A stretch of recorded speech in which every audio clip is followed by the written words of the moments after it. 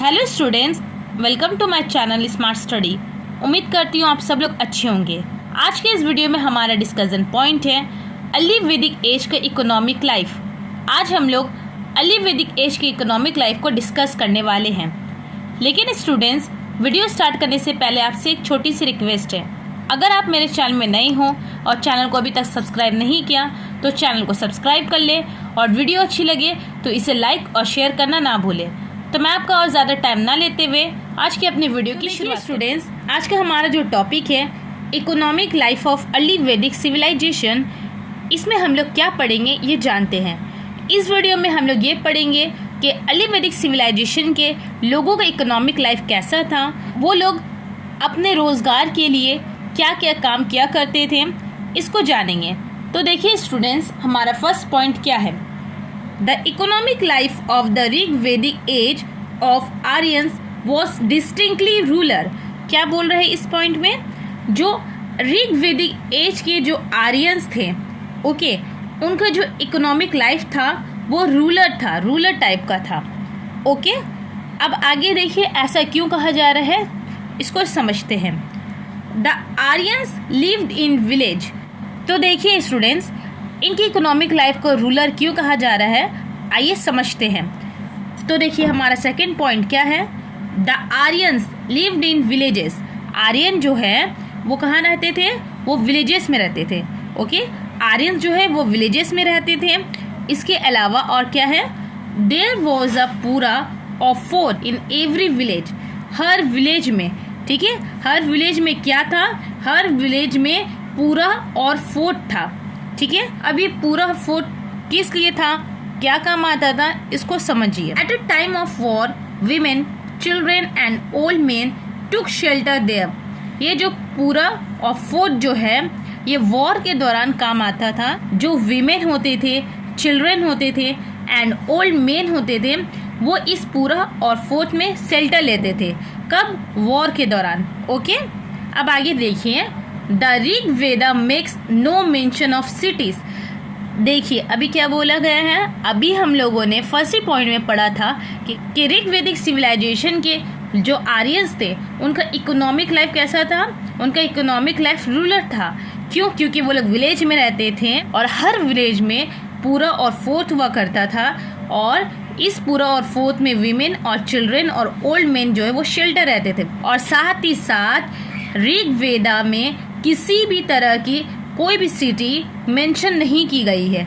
Okay, तो क्या बोला है देखिए, Rig Veda makes no mention of cities. Rig Veda में किसी भी सिटी को मेंशन नहीं किया गया है। दैट मीन्स कि ऋग वैदिक एज के जो आर्यंस थे इनका इकोनॉमिक लाइफ रूरल था, रूरल टाइप्स था। ओके, अब हम लोग आगे जानते हैं कि ये लोग अपने इकोनॉमिक लाइफ को चलाने के लिए क्या क्या काम किया करते थे। तो देखिए सबसे पहले हम लोग एग्रीकल्चर को जानेंगे। तो आइए अब हम लोग आर्यंस के एग्रीकल्चर को पढ़ते हैं। तो देखिए हमारा फर्स्ट पॉइंट क्या है। Agriculture was the main occupations of the Rig वैदिक आर्यंस। क्या बोला जा रहा है? एग्रीकल्चर जो है वो ऋग वैदिक आर्यंस का मेन ऑक्यूपेशन था। ओके, ऋग वैदिक आर्यंस का मेन ऑक्यूपेशन क्या था? इनका मेन ऑक्यूपेशन एग्रीकल्चर था। अब आगे देखिए ये लोग एग्रीकल्चर किस किस तरीके से करते थे, एग्रीकल्चर के किन किन चीज़ों में ये लोग एक्सपर्ट थे, इसको जानते हैं। तो देखिए हमारा सेकंड पॉइंट क्या है।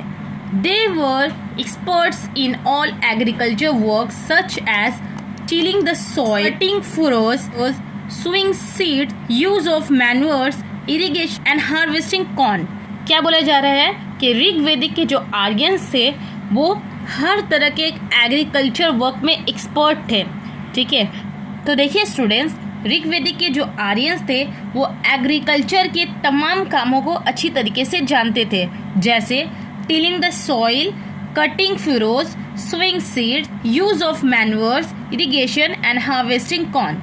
ओके, ये इन तमाम कामों को अच्छी तरीके से जानते थे। अब उसके बाद देखिए ये लोग एग्रीकल्चर के जरिए कौन कौन से क्रॉप्स को ग्रो करते हैं, इसको समझते हैं। तो देखिए दे कल्टिवेटेड वीट एंड बार्ली। ये लोग कौन कौन से चीज़ें उगाते थे? ये लोग वीट एंड बार्ली को ग्रो करते थे। ओके, अब आगे देखिए। But doctor S C Roy Chaudhuri holds that they also cultivated paddy. क्या बोल रहे हैं doctor S C. Chaudhuri? Doctor S C. Chaudhuri कहते हैं कि आर्यंस जो थे ऋग्वेदिक के, वो लोग पैडी भी ग्रो करना जानते थे। ओके, तो अभी हम लोगों ने क्या पढ़ा स्टूडेंट? अभी हम लोगों ने ये पढ़ा कि ऋग्वेदिक के जो आर्यंस थे उनका मेन ऑक्यूपेशन एग्रीकल्चर था।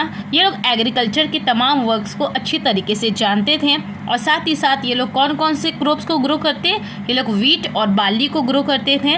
और साथ ही साथ जो historian doctor S C. Roy Chaudhuri है, उनके मुताबिक ये लोग पैडी भी ग्रो करना जानते थे। अब आइए हम लोग आगे के पॉइंट को देखते हैं। तो देखिए स्टूडेंट्स, नेक्स्ट पॉइंट में क्या बोला जा रहा है? According to the other scholars, they did not know how to cultivate paddy. क्या बोल रहे हैं कि एक हिस्टोरियन है डॉक्टर एस.सी. रॉय चौधरी, जो कहते हैं कि आर्यंस जो थे ऋग्वेदिक एज में पैडी ग्रो करना जानते थे, लेकिन दूसरे स्कॉलर्स जो है वो क्या कह रहे हैं? आर्यंस जो है वो पैडी को ग्रो करना नहीं जानते थे। Okay, they did not know how to cultivate paddy.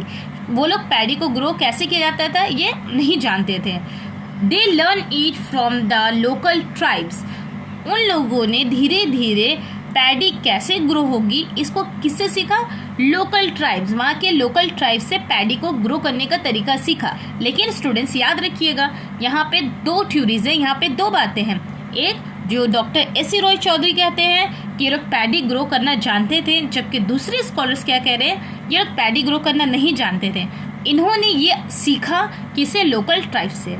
Okay, अब स्टूडेंट्स हम लोग ये जानेंगे कि एग्रीकल्चर के अलावा आर्यंस और कौन कौन से काम किया करते थे। आइए हम लोग देखते हैं। तो देखिए, ये लोग एग्रीकल्चर के अलावा कैटल रेयरिंग भी किया करते थे। तो देखिए हमारा फर्स्ट पॉइंट क्या है उसको समझते हैं। As a means of livelihood the place of cattle rearing was next to that of agriculture.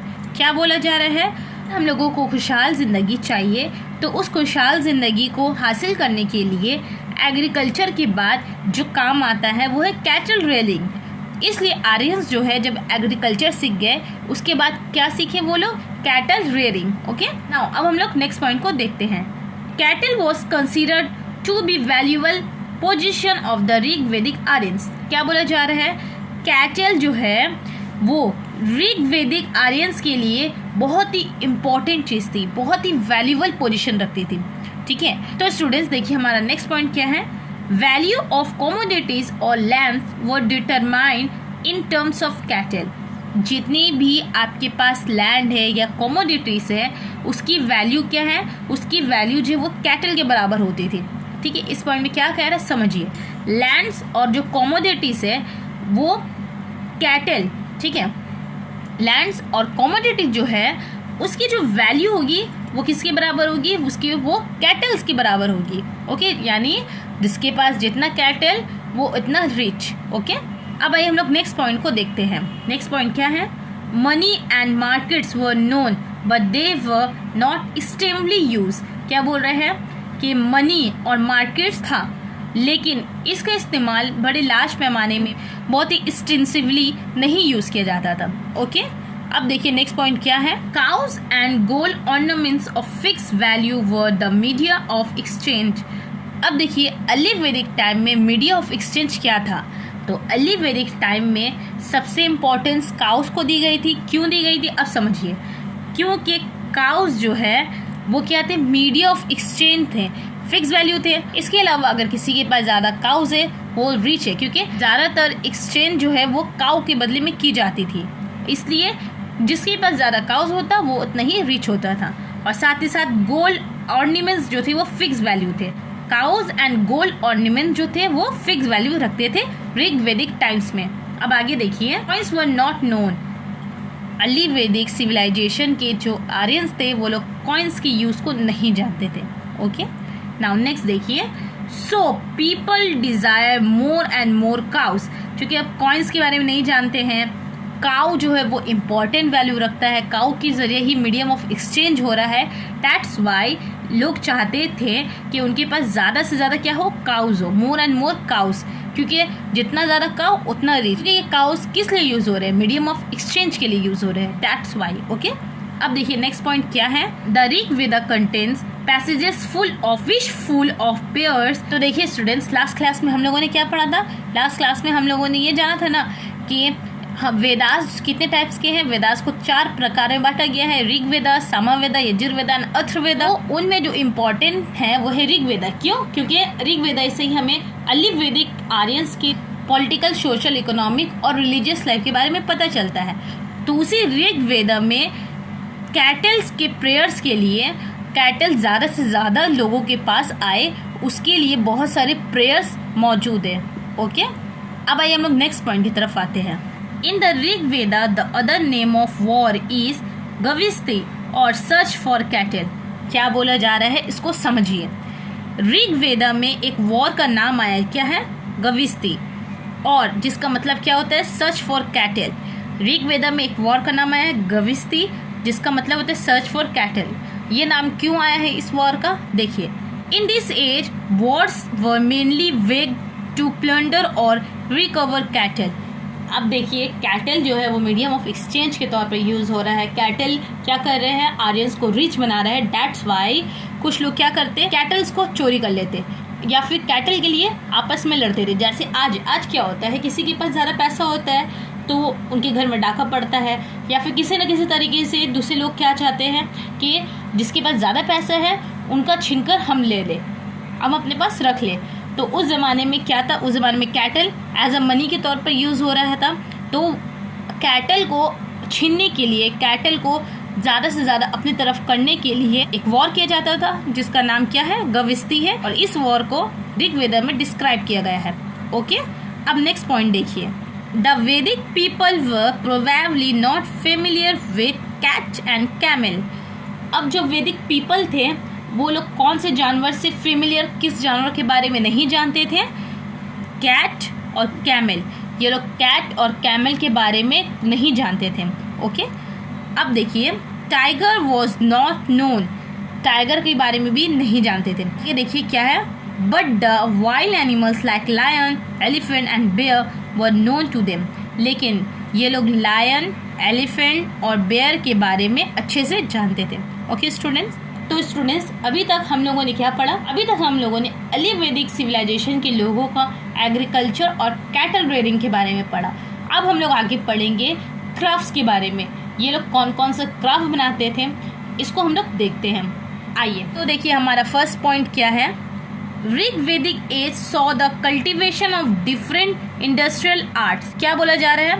Rig Vedic as में बहुत सारे डिफरेंट इंडस्ट्रियल आर्ट्स जो है वो ग्रो किए हैं। ओके, वो कौन कौन से थे समझते हैं। There were weavers, carpenters, chariot makers, tanner, potters and workers. ठीक है, कौन कौन सा इंडस्ट्रियल आर्ट ग्रो कर रहा था? Weavers, carpenters, chariot makers, tanner, potters and last one is metal workers. अब आइए हम लोग आगे के पॉइंट को समझते हैं। अब देखिए नेक्स्ट पॉइंट में क्या बोला जा रहा है? At the beginning of Rig Vedic age commerce was largely in the hand of the people called Pani who was suppose to be non Aryans. अरे इस पॉइंट में कि ऋग वैदिक एज के एकदम बिगनिंग में जो कॉमर्स थी वो पानी लोगों के हाथ में थी। ओके, अभी लोग पानी कौन थे? ये माना जाता है कि ये पानी जो लोग थे ये नॉन आर्यन से। पहले की वीडियो में हम लोगों ने क्या पढ़ा था? जब हम लोग आर्यन के सोशल लाइफ को पढ़ रहे थे, आर्यंस के इंडिया में आने के बाद इंडियंस जो थे वो 2 ग्रुप्स में बढ़ गए थे। एक वाइट स्किन आर्यंस, दूसरा डार्क स्किन नॉन आर्यन, जिसको हम लोग ड्रेविडियंस भी बोलते हैं। तो ये माना जाता है कि जब ऋग वैदिक एज का एकदम बिगनिंग टाइम चल रहा था तो उस वक्त कॉमर्स पानी लोगों के हाथ में थी। और ये माना जाता है, ये सपोज किया जाता है, ये पानी कौन थे? नॉन आर्यंस थे। ओके, यानी ड्रेविडियंस। अब आइए नेक्स्ट पॉइंट को समझते हैं। Later the Vaishya began to take part in trade and commerce. क्या बोल रहे हैं कि बाद में ये जो ट्रेड एंड कॉमर्स है वो किसके हाथ में चले गया? वो वैश्यास के हाथ में चला गया, जो आर्यंस के 4 वर्णास में से एक है। ओके स्टूडेंट्स, अब स्टूडेंट्स हम लोग आर्यंस के ट्रेड एंड कॉमर्स को डिस्कस करते हैं कि वो लोग किन किन चीज़ों की ट्रेड किया करते थे, इसको देखते हैं। तो देखिए स्टूडेंट्स, हमारा फर्स्ट पॉइंट क्या है? Barter system was prevalent in those days. इन दिनों मीन्स अर्ली वैदिक टाइम्स में क्या चल रहा था? बार्टर सिस्टम चल रहा था। ये बार्टर सिस्टम क्या होता है? बार्टर सिस्टम वो सिस्टम है जिसमें चीज़ों की बदले चीज़ें दी जाती हैं। ओके, अभी मीडियम ऑफ एक्सचेंज क्या? मनी है, लेकिन बार्टर सिस्टम जब राइज हो जाएगा तो क्या होगा? चीज़ का बदले चीज़। डैट मीन्स कि अर्ली वैदिक सिविलाइजेशन में अगर किसी को चावल चाहिए था तो दूसरे आर्यन को उसको दाल या प्लेट्स या कुछ और देना पड़ता था। इसी को हम लोग क्या बोलते हैं? Barter system. ओके, यानी चीज़ का बदले चीज़ का देना। अब नेक्स्ट पॉइंट देखिए, the cow was the usual means of barter. अब देखिए, इस बार्टर सिस्टम में ज़्यादातर लोगों की मांग क्या थी? काउ। क्यों? काउ जो थी वो मीडियम ऑफ एक्सचेंज के तौर पे यूज़ होती थी, जैसे मैंने आपको पहले बताया है। इसके साथ साथ काउ बहुत वैल्यूबल थी। That's why medium of exchange के तौर पर क्या यूज़ हो रहा था? काउ। बार्टर में सबसे ज़्यादा जो यूज़ होता था, बार्टर का मतलब क्या हो रहा था? काउ। ओके, अब देखिए आगे, there is evidence of the use of gold coins named Nishka and Mana. क्या बोला जा रहा है कि कुछ गोल्ड कॉइन्स के एविडेंसेस मिले हैं जो ये बताते हैं कि अर्ली वैदिक टाइम में इसका यूज़ हुआ करता था। इसका क्या नाम है? इसका नाम है निष्का एंड मना। ओके, अब आगे देखिए, but they had very limited use because gold coins can not be means of daily exchange. अब देखिए, गोल्ड जितनी आज कीमती है उस वक्त भी उतनी ही कीमती थी। अब डेली यूज़ में गोल्ड को तो बार बार कोई यूज़ नहीं करेगा, तो इसलिए इसका इस्तेमाल जो है वो बहुत लिमिटेड टाइम के लिए किया जा रहा था। ओके, अब आगे देखिए, trade was both land and sea. Trade जो है वो दोनों तरीके से की जा रही थी, लैंड भी और सी भी। ओके, अब देखिए अगले पॉइंट को, according to doctor Basham there was no existence of a community of businessman. क्या बोल रहे हैं? आज की सोसाइटी में अगर हम लोग गौर करें या फिर आज के हम लोग इकोनॉमिक लाइफ को देखें तो आज क्या होता है? एक बिजनेसमैन का कमिटी बना होता है। जिस तरीके से हर चीज़ की कम्युनिटी है, इसी तरीके से बिजनेसमैन का भी एक कम्युनिटी होता है। लेकिन अर्ली वैदिक टाइम्स में डॉक्टर वैशम के मुताबिक किसी भी बिजनेसमैन की कम्युनिटी नहीं थी। ओके स्टूडेंट्स, अब हम लोग डिस्कस करेंगे यहाँ के ट्रांसपोर्ट के बारे में। ओके, तो देखिए हमारा फर्स्ट पॉइंट क्या है? In respect of transport this age was by no means advance. क्या बोल रहा है कि अर्ली वैदिक टाइम्स में जो मीन्स ऑफ ट्रांसपोर्ट थी वो इतनी ज़्यादा एडवांस नहीं थी। ओके, तो देखिए ये लोग एज अ ट्रांसपोर्ट क्या ही यूज़ करते थे? Horse drawn chariots, ox drawn carts and boats were the common means of transport. तो कॉमन मीन्स ऑफ ट्रांसपोर्ट क्या था? अर्ली वैदिक टाइम्स में कॉमन मीन्स ऑफ ट्रांसपोर्ट जो था वो था drawn chariots, ox drawn carts and boats. Okay, अब आगे देखिए, there is reference to boats with 100 oars in early Vedic text. जो अर्ली वैदिक टेक्स्ट है उसमें ये बताया गया है, ये बोला गया है कि बहुत सारे बोट्स मिले हैं जो 100 oars से मिलकर बने थे। ओके, अब आगे देखिए, this suggest that the people of the age undertook voyage. इस प्रूफ के मुताबिक आर्यंस जो थे वो अंडरटुक वॉयज के में भी जाया करते थे। ओके, लेकिन हिस्टोरियंस के मुताबिक क्या है इसको समझते हैं, but historians are not anonymous on this point. लेकिन हिस्टोरियंस के बीच में इस चीज़ को लेकर, यानी अर्ली वैदिक टाइम्स में बोट थी या नहीं थी, इस चीज़ को लेकर काफ़ी तफरका है काफ़ी कंट्रोवर्सीज है। ओके, तो स्टूडेंट्स, मैं आज का अपना सेक्शन यही ख़त्म करती हूँ। अभी तक हम लोगों ने क्या क्या पढ़ा इसका एक छोटा सा रिकैप कर लेते हैं। अभी तक हम लोगों ने ये पढ़ा कि अर्ली वैदिक टाइम्स में आर्यंस का इकोनॉमिक लाइफ कैसा था, इसको समझा, और साथ ही साथ ये जाना कि आर्यंस जो है वो अपने इकोनॉमिक लाइफ को चलाने के लिए वो agriculture, cattle rearing, transport, trade and commerce से अच्छी तरह वाकिफ़ थे। ओके स्टूडेंट्स, अगर आप लोगों को वीडियो से रिलेटेड कोई क्वेरीज है या फिर किसी भी तरह की कोई क्वेश्चन है तो आप मुझे कमेंट में नीचे लिखना, मैं इसका आंसर ज़रूर दूंगी। तो मैं मिलती हूँ आपसे अपने अगले वीडियो में, तब तक के लिए अल्लाह हाफिज़।